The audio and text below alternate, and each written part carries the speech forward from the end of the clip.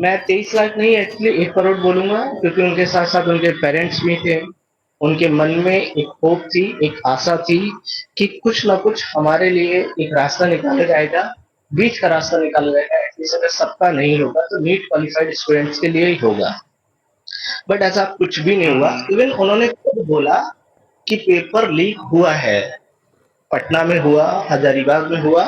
उसके बाद भी ये डिसीजन लिया, वो एकदम अनएक्सपेक्टेड था। ये तो सोचा ही नहीं था कि ऐसा कुछ भी होगा। हमने ये सोचा था कि ज्यादा नहीं होगा तो नीट क्वालिफाइड स्टूडेंट के लिए तो होगा ही होगा। क्या मैं इस सरकार को, या जुडिशरी सिस्टम को मैं अब ये बोलूंगा कि माफिया चलाएंगे? क्या क्या इस देश में अब कानून नहीं बचा, या इस देश में जुडिशरी सिस्टम खत्म हो गया है? इस देश में सरकार खत्म हो गई है, उसको माफिया चंद रन करेंगे, या सिर्फ पैसे वाले रन करेंगे? इसमें जो नीचे तबके के लोग हैं, गरीब क्लास के लोग हैं, मीडियम क्लास के लोग हैं, उनको जीने का अधिकार खत्म हो गया है। उनको डॉक्टर बनने का अधिकार खत्म हो गया, उन्हें इंजीनियर बनने का अधिकार खत्म हो गया है।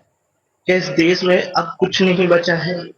फ्यूचर में हमको सांस लेने के लिए भी पैसा देना होगा क्या? साफ पानी पीने के लिए पैसा देना होगा, या वो भी नहीं मिलेगा?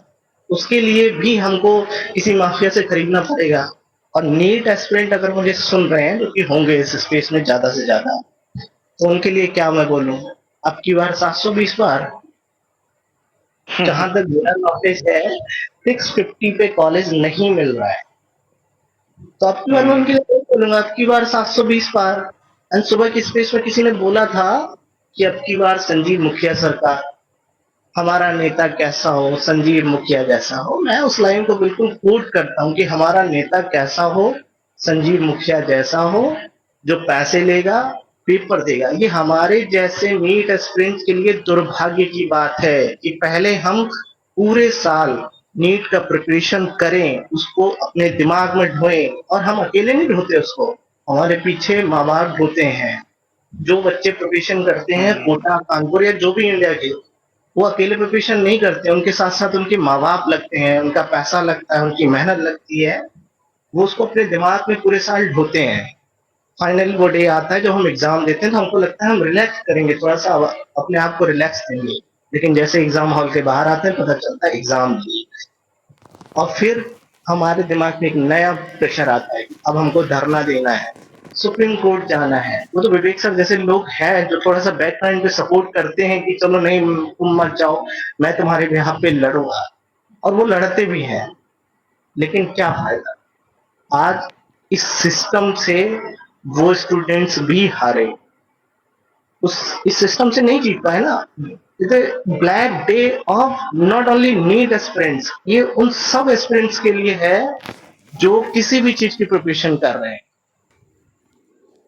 क्या, सॉरी, अब जुडिशरी सिस्टम से आज पूरी तरह से भरोसा उठ गया।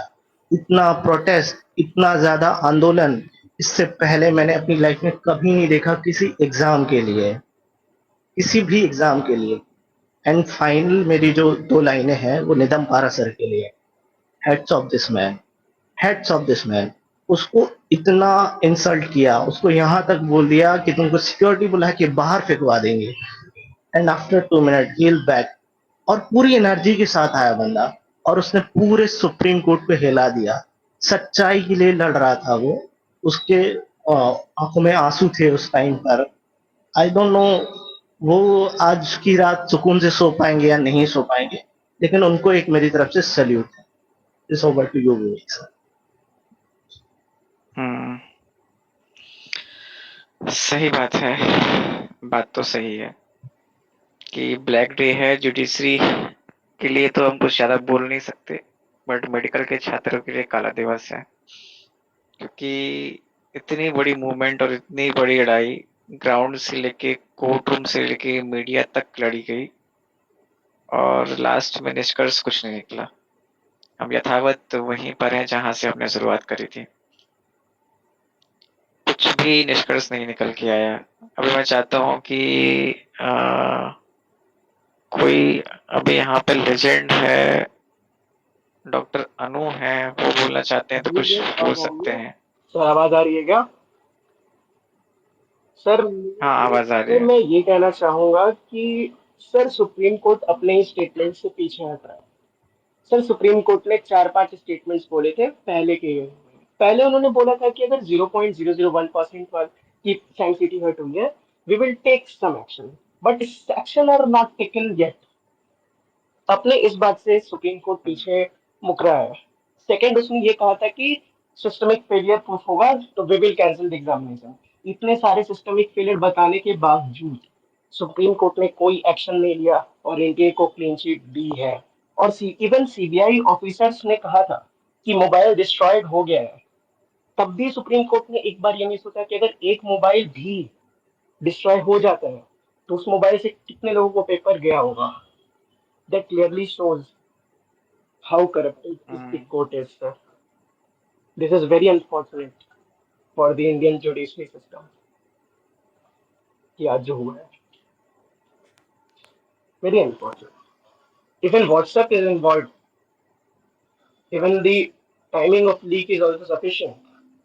तब भी ये बात सीबीआई सर को समझ में नहीं आई कि ये मैटर ऐसा नहीं है कि आप सिर्फ इनके वो क्लीन चिट दे दें। This is a matter of 23 lakh students.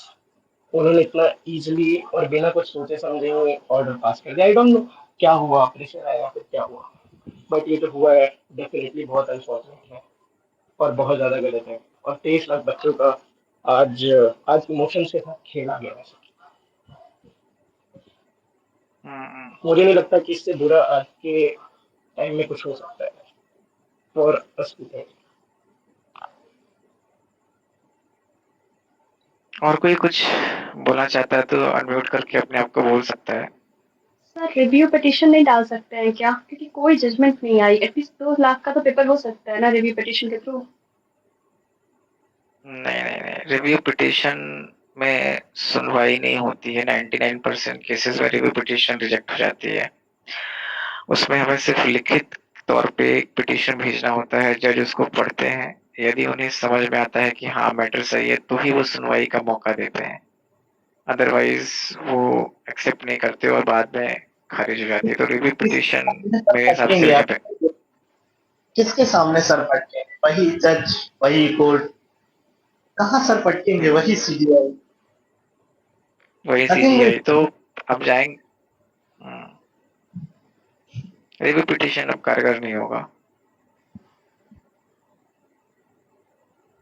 Review petition बस अब टाइम वेस्ट करेगा और बच्चों को एक और होप मिलेगी। वो कोशिश करेंगे, बोलेंगे, फिर उम्मीद जागेगी और अंत में निष्कर्ष कुछ नहीं निकलेगा। यथावत हम जहां से शुरू करे थे वहीं पहुंच जाएंगे। सारी चीजें पहले की तरह हो जाएंगी। तो रिव्यू पिटीशन से कुछ नहीं हो सकता। मुझे तो ऐसा ही लगता है। मैं कुछ और स्पीकर्स को ऐड करना चाह रहा हूँ अभी। आशीष जी को मैंने ऐड किया, आप अनम्यूट करके अपने आप को बोल सकते हैं, आपको बोलना हो कुछ तो।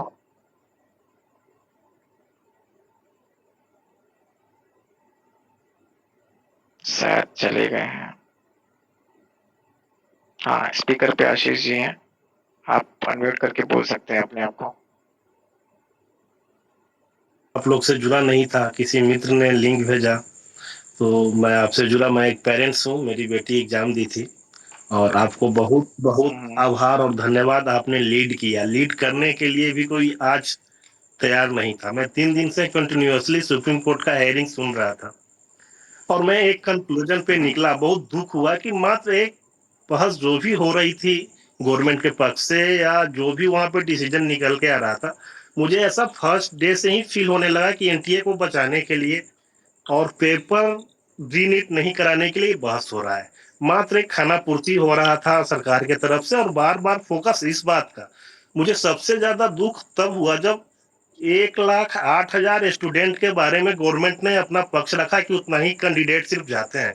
उन्होंने ये बात नहीं बताई कि 4 लाख रैंक वाले भी प्राइवेट कॉलेज में एडमिशन पा लेते हैं, क्योंकि बीच का जो गैप है गवर्नमेंट कॉलेज और प्राइवेट कॉलेज के बीच में जो पैसा ज्यादा लगता है एडमिशन वगैरह में, तो बीच के बहुत सारे रैंकर्स 35,000 के बाद वाले एडमिशन नहीं लेते हैं। और वहाँ पे 250 नंबर वाले प्राइवेट कॉलेज में एडमिशन ले लेते हैं।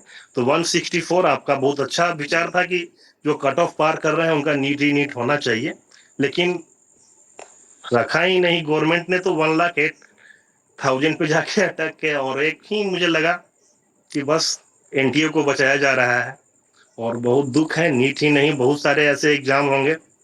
थैंक यू आप लोगों को, एक टीम की तरह आप लोगों ने काम किया, और मैं आप लोग से जुड़ा रहूंगा हमेशा। बहुत बहुत धन्यवाद आपका। धन्यवाद आशीष जी।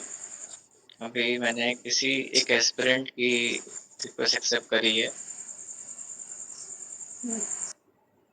जो इतनी रिक्वेस्ट आ रही है कि मैं सबको एक्सेप्ट नहीं कर पा रहा हूँ, जो मुझे दिख रहा है मैं सबको ऐड करते जा रहा हूँ। मुझे पता है आप सभी को कुछ ना कुछ कहना है, सभी हताश और परेशान है।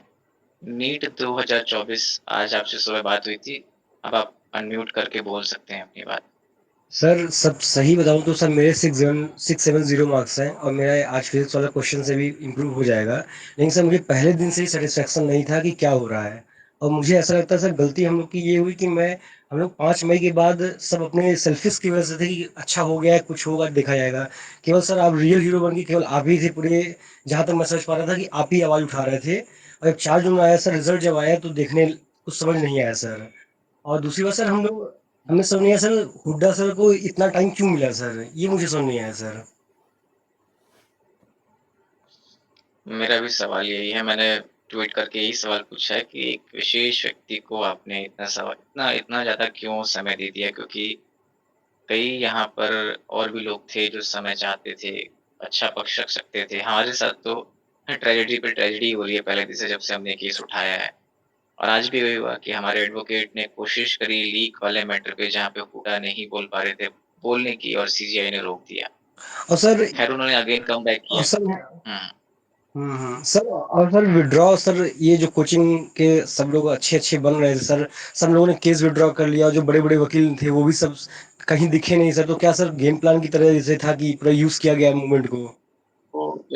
वो तो प्रोपेगेंडा था, एक बस छात्रों के समूह को के बीच मसीहा बनने का प्रयास था, जो कोचिंग माफिया की तरफ से हुआ था। उस पे वो सफल भी रहे। उसके अलावा मुझे जस्टिफाइबल उससे नहीं है कोई सर कहीं उम्मीद पे नहीं, भी मैं हो तो सकता पहले है। दिन से बोल रहा। हाँ सर, वो आप पहले पहले दिन दिन से से बोल बोल रहे थे सर, हाँ आप पहले दिन से बोल रहे थे कुछ भी नहीं होने वाला, लेकिन सर उस टाइम ऐसा लगता था कि यही सब रियल में हीरो यही सब होने वाले हैं, और सब विड्रॉ कर लिए। सब विड्रॉ कर चुके। उन्होंने सिर्फ मुद्दे को भटकाया है। ग्रेस मार्क्स में, चार्ट में, आईआईटी के चार्ट में, मैं पहले दिन से बोल रहा हूँ कि पेपर लीक ही प्रमुख मुद्दा है। डॉक्टर विष्णु सर हमारे बीच में आ गए हैं। मैं चाहता हूँ कि सर आप कुछ बोलें, क्योंकि आप तो हमसे काफी समय से थैंक यू जुड़े सर, हुए हैं। Thank you, thank you. जी धन्यवाद। चर्चा जारी रखिए, हम कुछ देर में आते हैं। मैं सुन रहा हूँ। हाँ। Okay okay okay okay. मैं भी हेमंत जी आपको ऐड कर देता हूँ। आपको मैं 2-3 मिनट का समय देता हूँ। आप भी पेरेंट्स भी हैं, आपने बहुत एक्टिवली हेल्प करने की पूरी कोशिश करी है बच्चों की, तो आप भी समझ सकते हैं कि आज एक छात्र और माता पिता दोनों बहुत हताश और परेशान होंगे इस निर्णय के बाद में। प्लीज सर आप कुछ आगे बोलिए।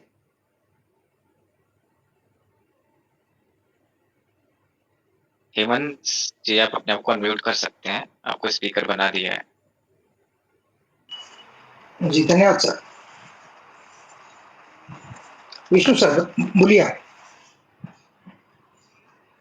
जी जी आप कंटिन्यू कर सकते हैं। आपको 2-3 मिनट का समय दे रहा हूँ, फिर मैं और लोगों को भी ऐड करूंगा। आज काफी लोग हमारे बीच आ गए हैं। जी मैं बोलूँ सर। हाँ हाँ आप बोलिए, आप बोलिए। जी सबसे पहले तो विवेक सर जी, आपको डॉक्टर विवेक सर जी, आपको बहुत बहुत धन्यवाद कि आपने सेल्फलेसली इतना सब कुछ लीड किया और इतने सब बच्चों के लिए आपने प्रयत्न किए। परिणाम चाहे जो भी कुछ आया हो, लेकिन आपके प्रयत्नों की सराहना हम सब की तरफ से होनी चाहिए, और इन सारे बच्चे और पेरेंट्स की तरफ से आपके प्रयत्नों के लिए थैंक यू कहना चाहूँगा। We all due and bow down to your selfless efforts. सबसे पहले तो आज की बात पे आता हूँ। Thank you. आज की बात नहीं नहीं आप कंटिन्यू करिए। आज की बात पे आता हूँ। जो सिस्टम को जानते हैं ना, उनको पहले से अंदाजा आ गया था कि क्या हो रहा है और क्या होने वाला है। मतलब क्या रंगमंच पे क्या चल रहा है और क्या उसका पटकथा क्या है वो। मेरा एजम्पशन है, शायद मैं गलत भी हो सकता हूँ, मैं ऐसे कोई टिप्पणी नहीं करना चाहता हूँ, लेकिन जो हम सबको पता था कि भाई क्या पटकथा चल रही है उस तरह से ही सब कुछ हो रहा था। मैं अब इसके आगे की, now we have to accept all this things, हमको अभी इसको एक्सेप्ट करना ही पड़ेगा। 1 महीने पहले मेरे दिमाग में एक सोच आई थी, शायद मैं रख नहीं पाया, मुझे लगा कि सुप्रीम कोर्ट के हिसाब से निर्णय आ जाएगा, उनके उनके द्वारा निर्णय आ जाएगा। वो सोच ऐसी थी, मैं बहुत इर्रिलेवेंट में, शायद मैं मेरी बात यहाँ पे लगेगी, मतलब कुछ अटपटी लगेगी। देखो, सरकार को मैं जितने सालों से जान रहा हूँ ना, मैं गुजरात से बिलोंग करता हूँ और 2002 से मैं इन लोगों को जान रहा हूँ। तो मैं किसी पार्टी या पक्ष के बारे में नहीं बोल रहा हूँ, लेकिन फिर भी कुछ चीजें ऐसी हैं कि अगर आपके नंबर ज्यादा होंगे और आपकी एकता किसी एक जगह पे कॉन्सेंट्रेट होगी ना, तभी, या फिर इन लोगों की बहुत ज्यादा मजबूरी होगी, तभी आपकी आवाज सुनी जाएगी, नहीं तो आप कुछ भी कर लो, आपकी आवाज कभी नहीं सुनी जाएगी। एग्जाम्पल देता हूँ, 2017 में जब जीएसटी हुआ, गुजरात में सबसे ज्यादा व्यापारी है, उनको सबसे ज्यादा उससे इफेक्ट हुई, उन लोगों ने बहुत आवाज उठाई लेकिन किसी ने नहीं माना। किसान लॉस भी आप देख लो कि कितना सब हुआ, और फिर बाद में जब यूपी के इलेक्शंस थे, उससे पहले किस तरह से उसको विड्रॉ कर लिया गया।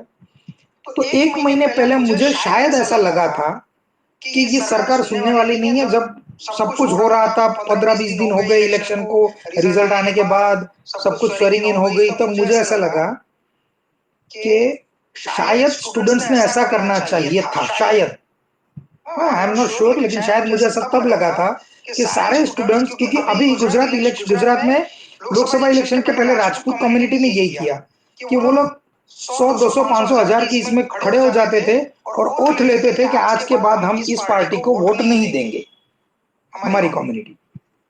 अगर शायद ऐसा कुछ होता कि सारे स्टूडेंट्स 1000-500 की जो जहां जिस शहर में है वहां एकत्रित होते, जैसे कि हर शहर में से तो जुलूस निकले ही थे, मतलब मार्च निकले ही थे, लेकिन वही मार्च अगर इस तरह से पॉलिटिकली ये होते, हम वोट लेते हैं, हम या हमारे परिवार के कोई लोग इस पार्टी को आगे से वोट नहीं देंगे, और ऐसा एक मूवमेंट अगर होता, नंबर 1, और number 2, this is related to doctors. अगर भारत के सारे डॉक्टर्स, अगर, शायद ये पॉसिबल नहीं है, एक मैंने स्टूडेंट की बात की, अगर स्टूडेंट्स ने ऐसे सोशल मीडिया पर अगर आते कि 1000 के समूह में, 500 के समूह में, 100 के समूह में, और ऐसे अपने वीडियो अपलोड करते जाते, और जब ये मूवमेंट बनता तब ये लोग झुकते, नंबर 1।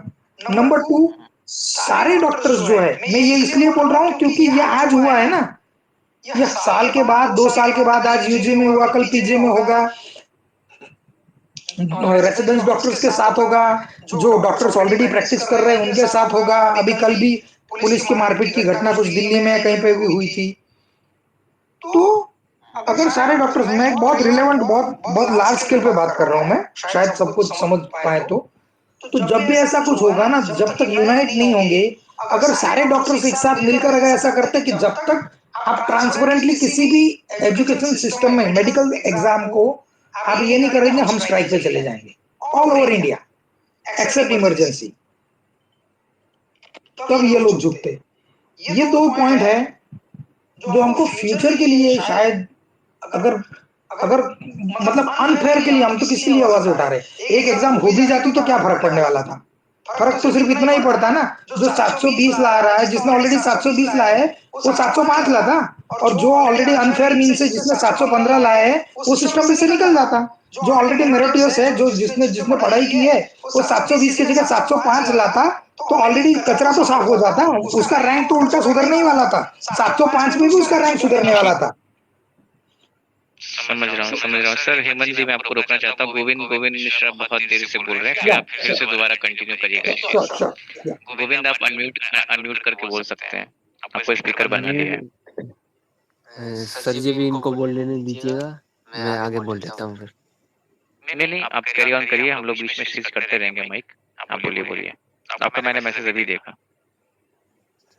सर मैं यही बोल रहा था कि जैसे मुझे जैसे सुप्रीम कोर्ट में बोला गया कि हम 23 लाख बच्चों का दोबारा एग्जाम नहीं करा सकते, तो मैं सोचता हूँ कि पूरे देश में मतलब चुनाव हो जाते हैं, मतलब काफी ज्यादा जनसंख्या है, तो चुनाव फेयर तरीके से हो जाते हैं, तो ये लोग 23 लाख बच्चों का एग्जाम नहीं दोबारा करा सकते हैं। मतलब क्या ही घोटाला सरकार कर रही है, भ्रष्टाचार। सही बात है, सोचने वाला विषय है कि जब आप पूरे भारत देश में चुनाव करा सकते हैं, लेकिन आप एक साफ सुथरी परीक्षा नहीं करा सकते। क्यों नहीं करा सकते, सवाल सोचने वाला है। क्योंकि चुनाव में आपका फायदा है, परीक्षा में आपका नुकसान है, क्योंकि प्रश्न पत्र लीक हो गया है तो माफियाओं से पैसे ऊपर भी तो गए होंगे। बिना एडमिनिस्ट्रेटिव लेवल के इन्वॉल्वमेंट के इतना बड़ा स्कैम नहीं हो सकता। सोचने वाला और विषय है। जैसे संसद में भी चर्चा चल रही थी, तो प्रधानमंत्री बीच से ही मतलब छोड़ के चले गए। हम्म, हम्म। और कोई अपनी बात रखना चाहता है? मैं इनको स्पीकर बना देता हूँ। मैं गोविंद आपकी बात समझ गया, इस पे हम जरूर चर्चा करेंगे, लास्ट में एक बार इस पे बात करेंगे। जी जी, हेलो। हाँ मैं बोल सकता हूँ। हाँ सर, बिल्कुल बिल्कुल। हाँ मैं बोलता हूँ, है ना। मैं ये कह रहा हूँ ना कि अभी जैसे जो तत्काल जो हमसे पहले वाले स्पीकर जो कह रहे थे कि मतलब चुनाव क्यों नहीं, चुनाव में जब इतना आप करवा सकते हैं तो ये एग्जाम क्यों नहीं करवा सकते हैं। इसमें बेसिक सवाल ये है कि जैसे मान लीजिए कि हमने खाना बनाने के लिए हमारे घर में कोई एक प्रोग्राम है, हमने 20 लोगों को बुलाया, इनवाइट किया, हमने गेस्टों को बुलाया है और हमने जो है सो खीर चढ़ाई है और खीर हमारी बन गई पूरी, खूब बढ़िया से बन गई, लेकिन उसमें एक छिपकली, मरी हुई छिपकली निकली। तो मरी हुई छिपकली निकली तो अब हम क्या करेंगे उसको, कि मतलब वो अब ये उस खीर का जो है सो खीर को कौन फेंके और उस खीर का जो है सो इतना खर्च कौन उठाएगा। तो दोबारा हम उसी खीर को जो है सो अपने गेस्ट को लोगों को परोस देंगे या कि हम नई खीर फिर से बनाएंगे। सवाल ये है कि अभी जिस तरह से ये जो सुप्रीम कोर्ट में जो चर्चा हो रही थी, सुप्रीम कोर्ट ने वो जो एक क्वेश्चन है वो 19 नंबर का क्वेश्चन, उसका 2 सवाल थे, दो जवाब दे, तो दो में से कौन सा जवाब सही था, पहला था दूसरा था।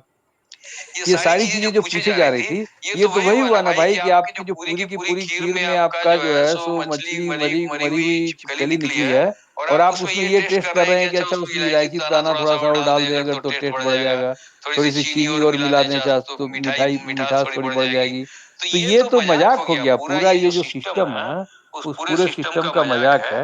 और देखिए नीट में जो है ना, आप ठीक, डॉक्टर विवेक को मैं इसके लिए बहुत बहुत बधाई और धन्यवाद देना चाहता हूँ कि उनकी जो नजर है वो बहुत ही पहले एकदम शुरुआत में ही, इवन एग्जाम के पहले ही इन्होंने वो डाल दिया था बिहार का जो शिक्षा माफिया था उसका वीडियो कि ये लोग लीक करने वाले हैं। और उसके बाद में आप लगातार, और जबकि मुझे सबसे ज्यादा ये तकलीफ भी होती है एक डॉक्टर विवेक को लेकर के कि उनको अभी नीट पीजी की परीक्षा देनी है, इतना बड़ा उनका कैरियर है, नीट पीजी की जो परीक्षा है उसके लिए उसमें इतना उनको परेशान होना पड़ रहा है और उसमें अपना समय छोड़ करके वो इसमें जो लगा रहे हैं, ये बहुत बड़ी कुर्बानी है। और मैं तो इनसे जो जब भी बातचीत होती है तो मैं इनसे जरूर कहता हूँ कि ये सब होता रहेगा लेकिन आप अपनी परीक्षा के ऊपर में भी ध्यान दें। इसके बावजूद जब डॉक्टर विवेक जैसे लोग जब इस तरह से डेडिकेटेड होकर के और देश की चिंता कर रहे हैं, तो आखिर इतने बड़े देश में ये जो जिस तरह से कल मंत्री ने कह दिया कि कोई लीक 7 साल में कोई लीक ही नहीं हुआ है, सरकार ने इस चीज को माना ही नहीं, एनटीए डे 1 से कह रहा है कि कोई गड़बड़ी नहीं हुई है। तो इसमें ये खाली पेपर लीक का ये मामला नहीं है, ये पेपर लीक तो एक जो जिसको कहते हैं ना कि टिप ऑफ द आइसबर्ग है। ये इसकी जो इतनी सारी जो गड़बड़ियां बहुत ही संक्षेप में आप सारे लोग जानते हैं, मैं खाली सम अप करने के एंगल से मैं ये कह रहा हूँ कि सबसे पहले तो आपने जो स्पेशल विंडो खोला, स्पेशल विंडो जो खोला था जो 8-9 अगस्त को 8-9 अप्रैल को, वो बहुत ही ज्यादा मैं इस चीज को लेकर के डाउटफुल हूँ कि उसमें जो 24,000 बच्चों का जो रजिस्ट्रेशन हुआ वो डुअल रजिस्ट्रेशन हुआ होगा कि पहले उन्होंने किसी और सेंटर के लिए अपना रजिस्ट्रेशन कर लिया होगा कि भाई मुझे इलाहाबाद में एग्जाम देना है या लंदन अहमदाबाद में एग्जाम देना, और बाद में उसमें अपने उनको कोई सेटिंग हुई है कि कौन से सेंटर के ऊपर में सेटिंग हुई है। तो दोबारा क्योंकि जिसको भी नीट की परीक्षा देनी है वो 2 साल 3 साल पहले से प्रिपेयर कर रहा है, तो वो मार्च में वो अपना फॉर्म नहीं भर लेगा, उसका कोई कारण नहीं बनता है। तो एक तो ये कि जो 24,000 वो कौन से बच्चे हैं, उनका क्या दोबारा रजिस्ट्रेशन हुआ है और उनका रिजल्ट क्या हुआ? एक तो इसकी कोई बड़ी कभी कोई जांच नहीं हुई। तो सुप्रीम कोर्ट में जो भी मामला गया बहुत ही पार्शियल मामला गया, और जैसा कि अभी डॉक्टर विवेक कह भी रहे थे कि वहाँ पर मामलों को काफ़ी इधर-उधर उलझाया गया और दूसरे-दूसरे जो बहुत सारे जो वेस्टेड इंटरेस्ट के तहत बहुत सारी याचिका लगा करके बेसिक मामले को डिस्टर्ब किया गया। तो जाँच तो सबसे पहले इस बात की होनी चाहिए थी कि जो 24,000 बच्चे हैं, क्या इनका सेकंड टाइम रजिस्ट्रेशन है? ये जाँच करना बहुत ही आसान काम है, नंबर 1। नंबर 2 की जो ग्रेस मार्क्स का जो मामला है, तो ग्रेस मार्क्स आपने कैसे दिया, किसको दिया, किस तरह से दिया, क्यों दिया? उसका कोई आपके यहाँ कोई सिस्टम ही नहीं था, ग्रेस मार्क्स का कोई रूल ही नहीं था। तो आपने किस तरह दे दिया? उसमें बहुत सारे जो आप कह रहे हैं कि टाइम लॉस, तो जो झज्जर के सेंटर वाली वो जो इंचार्ज कह रही थी कि हमारे यहाँ कोई टाइम लॉस नहीं है, और उसको आपने दे दिया। और जो छत्तीसगढ़ में एक बालोद नाम का शहर था, वहाँ का सेंटर था, उसको उसने कहा कि हमारे यहाँ ये क्या 45 मिनट का हुआ था टाइम लॉस, उनको आपने नहीं दिया। फिर वहाँ पर उसने जो सुबोध सिंह जो एनटीए के जो डीजी हैं, उन्होंने कहा था कि हमारे सारे सेंटर्स के ऊपर में सीसीटीवी लगे हुए थे। लेकिन इंडियन एक्सप्रेस की उसके बाद में रिपोर्ट आई कि 46% सेंटर्स में सीसीटीवी नहीं थे। तो इसका दो मतलब हो सकता है। पहला, या तो कि सचमुच में डीजी सही बोल रहे हो कि सारे सेंटर के ऊपर में सीसीटीवी थे, लेकिन बाद में जब ये 46% जो सेंटर है जिसमें की गड़बड़ी हुई होगी, इसलिए वहां के सीसीटीवी को उन्होंने गायब कर दिया। या फिर सचमुच में 46% सेंटर पे सीसीटीवी नहीं थे, इसके बावजूद उन्होंने झूठ कह दिया। तो वो कह रहे थे कि सीसीटीवी के जरिए हमने ये पता लगाया कि ग्रेस मार्क्स कैसे देंगे। तो इस तरह का इतना खुलेआम झूठ आप क्यों बोल रहे हैं? तो इस तरह के इतने सारे इसके अंदर में मामले जुड़े हुए हैं। ये सिर्फ पेपर लीक का मामला नहीं है। फिर पेपर लीक से जुड़े हुए जो लोग हैं, पेपर लीक कर रहे हैं कि बैंक से आते समय में, या मतलब जो ट्रांसपोर्टेशन के समय ही पेपर आ गया था, पेपर को एक दिन पहले ही को किस दूर दूर के शहर के लोग आकर के पेपर को सॉल्व कर रहे थे। एकदम साफ पता चल रहा है कि ये जो पेपर है, जो क्वेश्चन पेपर है, वो परीक्षा से कई दिन पहले निकल गया और कई जगहों के ऊपर में दूर दूर तक ये फैला, और काफी बड़े पैमाने पर लोगों ने इसका लाभ उठाया। अब ये जो कुछ बड़े मूर्खतापूर्ण तरीके से ये जो डाटा वाटा जो निकाल करके लोग कह रहे हैं कि पेपर मिल गया तो उसको सारे लोगों को 720 क्यों नहीं आया, इन मूर्खों को कौन बताएगा कि पेपर ही मिला है, पेपर का उसका की आंसर की नहीं मिली थी लोगों को। अगर मैं पॉलिटिकल साइंस का आदमी हूँ, पत्रकारिता का मैं व्यक्ति हूँ, मुझे आप 5 साल पहले भी अगर पेपर दे दोगे,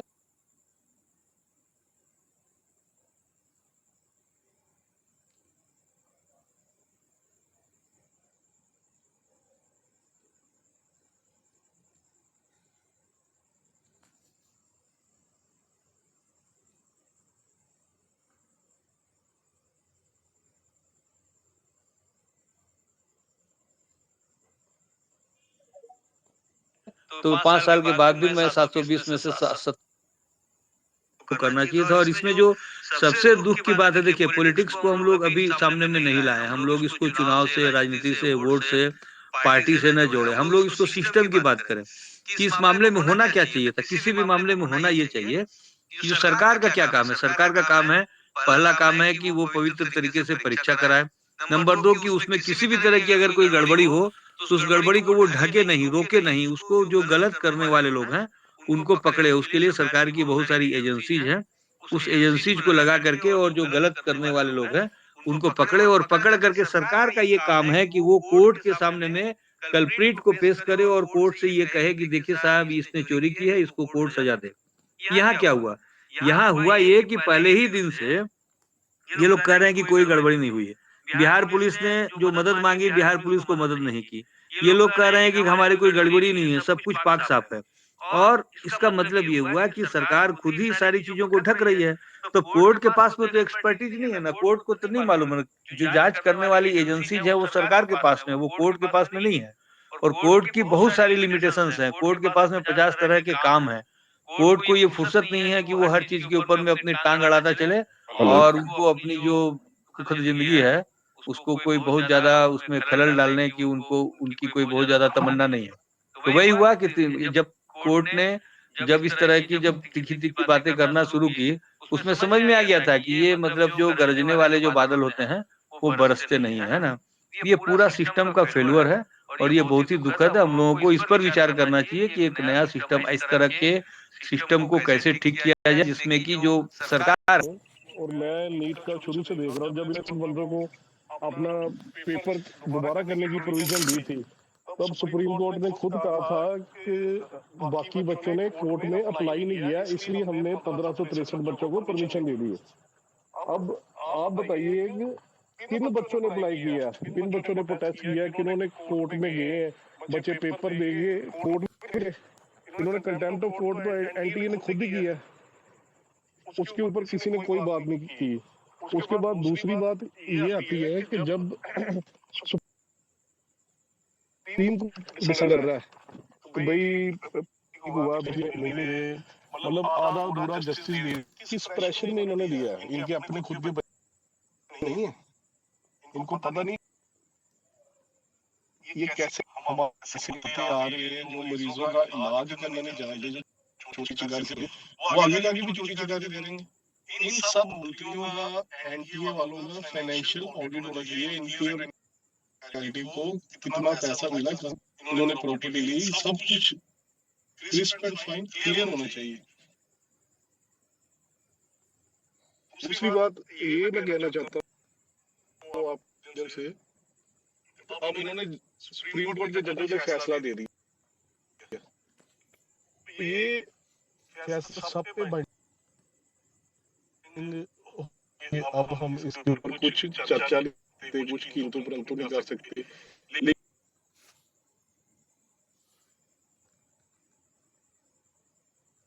अब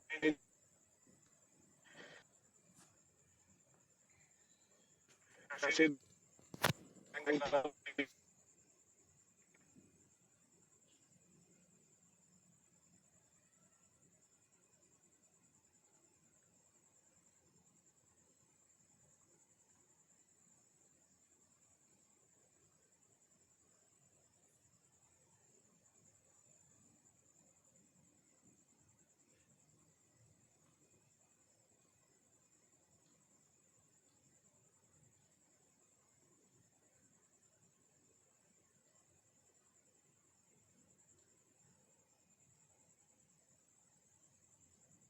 अब हम इस एस्पिरेंट से बात करते हैं क्योंकि उनकी आवाज नहीं आ रही थी। सुरभि, आप अपने आप को अनम्यूट कर सकते हैं और हम आगे चलते हैं, फिर अखिलेश, फिर नितिन, फिर हम सबसे बात करेंगे अब। थैंक यू सर मौका देने के लिए। और मैं बस एक चीज करेक्ट करना चाहूंगी विश्व सर की। उन्होंने बोला कि क्वेश्चन पेपर दे दिया था, अब सॉल्व नहीं था, तो यहाँ पे मैं करेक्ट करूंगी कि सॉल्व्ड क्वेश्चन पेपर मिला था, और जिसको रटने के लिए मेरे को तो आधा घंटा चाहिए। और रही बात कि पूरे नंबर क्यों नहीं आए, तो चोर कभी इतनी ऑब्वियस चोरी नहीं करेगा कि वो पकड़ा जाए, थोड़ी बहुत करेगा कि काम हो जाए। हाँ वही बात तो वहाँ पे मेरे को ये करेक्ट करना था। इस टॉपिक पे मैं भी कुछ कहना चाहूंगी। सर ने जैसे बोला कि अगर मैं किसी दूसरे बैकग्राउंड से हूँ, for example I am not from science और मैं पॉलिटिकल साइंस से हूँ, तो अगर मुझे क्वेश्चन पेपर कुछ दिन पहले मिल जाएगा या कुछ महीने या साल पहले भी मिल जाएगा तो मैं 100% नहीं बना पाऊंगा। इन्होंने एक और बात बोला कि फैकल्टीज भी सॉल्व नहीं कर पाएंगे देन एंड देयर, तो ये पॉसिबल नहीं है, बिकॉज आजकल एआई का जमाना है and everything is there on the internet, so it will hardly take few hours to solve a 180 questions। तो ये वहाँ पे थोड़ा सा गलत है। और जो कोर्ट का जहाँ सर ने बात बोला कि कोर्ट है तो कोर्ट के पास बहुत सारा काम है। मैं एक सेकंड आप सबको रोकना चाहता हूँ। यहाँ पे हम पॉइंट ऑफ व्यू देने के लिए आए हैं, अपना अपना। हम सही कौन है गलत कौन है ये बातचीत करने नहीं आए। मैं सुरभि, बाकी सबको, दीदी सबको बताना चाहता हूँ कि हम अपना पॉइंट ऑफ व्यू दे रहे हैं कि कहाँ पर क्या गलतियां फ्लॉज सिस्टम में हमें दिखी, किस कारण से आज सुप्रीम कोर्ट में इतनी बड़ी छात्रों की हार हुई। तो वो अपना पॉइंट ऑफ व्यू दे रहे हैं, आप अपना पॉइंट ऑफ व्यू दे सकते हैं। हम यहाँ पे एक दूसरे की बात को काटने के लिए नहीं बैठे हुए हैं, बिकॉज वो अपने लेवल से बड़े पत्रकार हैं, वो अपने स्तर पे अपने लेवल से उस चीज को सोच रहे हैं, आप छात्र के तौर पे सोच रहे हैं। तो आपको आज की हियरिंग में या इस सिस्टम में क्या फ्लॉज लगता है, उसके लिए हमने बातचीत रखी हुई है। इस पे चर्चा करना ज्यादा जरूरी है। धन्यवाद। एक लाइन इसमें खाली बोलना चाहूंगा। नहीं, जो अभी जो स्टूडेंट्स ने कहा वो अच्छी बात वो कह रहे हैं। मेरा ये कहना है कि जो इतने काबिल लोग होंगे जो कि क्वेश्चन को सॉल्व कर रहे हैं, वो इस तरह के गंदे काम में पड़ेंगे नहीं, है ना? ये जो फ्रॉड का जो काम है ना, वो काम वही करेगा जिसके पास में कोई इंटेलिजेंस नहीं हो, है ना? धन्यवाद। क्या भी आवाज आ सकती ठीक है, नितिन नितिन बोलना कुछ चाहते है? हैं? क्या मेरी आवाज आ आप रही है? बोले। विवेक हाँ, भाई आवाज़ आ रही सबसे है। पहले तो हेलो मुझे आपको धन्यवाद, आपने हमारे लिए इतनी आवाज उठाई। विवेक भाई दूसरी बात, सब मैं 1 मिनट, 1 मिनट। अभी कौन बोल रहा है? मैं नितिन कुमार बोल रहा हूँ। नहीं, आपने अभी मेरा नाम नितिन को बोलने देते हैं, नितिन काफ़ी देर से वेट कर रहे हैं। हाँ, नितिन को हाँ जी बोलने देते हैं अभी। डॉक्टर विवेक